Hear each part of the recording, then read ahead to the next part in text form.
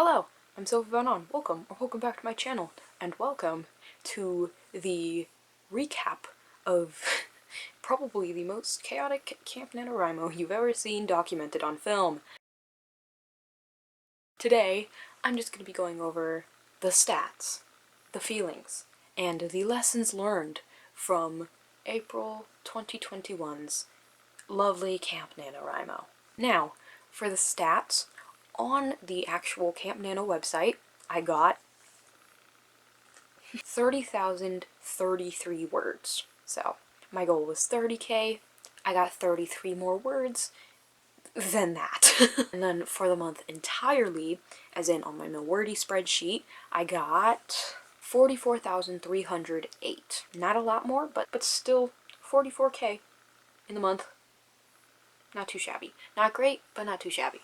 Most of these words were in the second book of my fantasy series, Project Quest. Obviously, that was my main camp goal, to hit 30k in that draft, and I wrote in that draft every day. And then I had 2 days total, the whole month, of revising in Project What?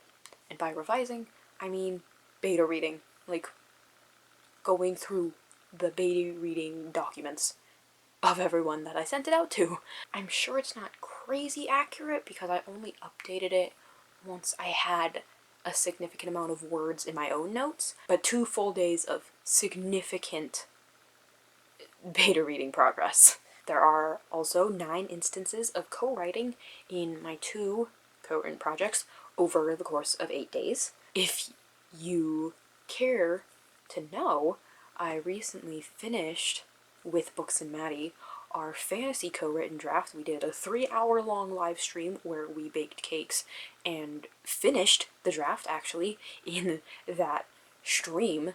So if you want to go hang out with us in the past, it's up there. Even better, I don't think anything can be better than finishing your first co-writing draft, but even better, I had no 0-word days the entire month. That goes along with drafting every day in book 2 of my fantasy series. That being said, they weren't very glamorous word counts. One day I got 43 words, and a few days later I got 24. So in the whole day over all of my projects, and those like probably sentences or 2 were both in my camp goal draft or book 2 of Project Quest. How many different ways can I refer to this draft? But those are all the stats. Wrote every day, got a pretty decent amount of words in the month, but now the feelings, the emotions first and foremost. This was a very chaotic month, you can tell by the vlogs alone. I was set on getting a lot done, but of course, as usual, things tend to get in the way. Not even like life things or like a big scheduling change or something, but like my brain, you know, just general hurdles just get in the way. But more specifically, we had standardized testing at school that month, and that properly fried my brain. I did not realize it was going to do that, and it really only hit like a week after we finished all the testing, and I was like, oh yeah. And then for the last week of April, I got sick.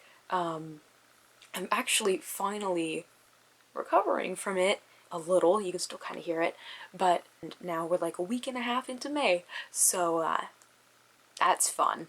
And the month was also very stressful, but you know, we came out on top, so what's there to worry about? I'm just kidding.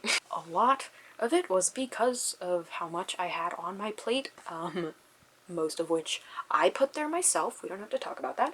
And I just didn't anticipate how much would be there, both a combination of the stuff I put there, which was already a lot, and what, you know, everyone else put there. Are you surprised? Just nothing gets done in this house, But those were the general feelings. Very stressed, very chaotic, very, why do I do this to myself the entire month?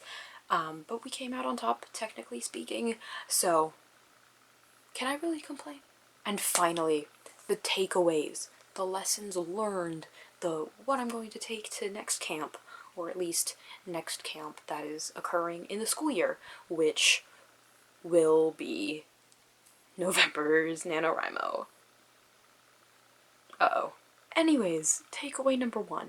Maybe, perhaps, mayhaps, supposedly, I should consider that I am currently getting an education alongside all this creative work that I do. As in, I go to school for 8 hours a day, 5 days a week.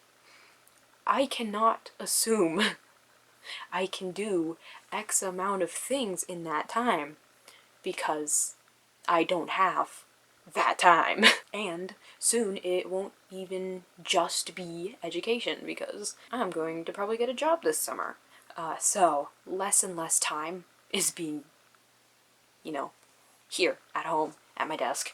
So just understanding that I cannot do the same things I do every summer for the rest of the year will be beneficial. And then the second takeaway, probably on the same lines, is just learning to understand that I have other things to do besides this creative work. And though it's not fun, school, chores, responsibilities, stuff like that, it's necessary, and finding a balance between necessities and creative work is very important in the near future, as more and more things are needed to be factored into that time. But that's all I had. Just considering I have other things to do and learning how to factor that all in to, live at least a semi-fulfilling life.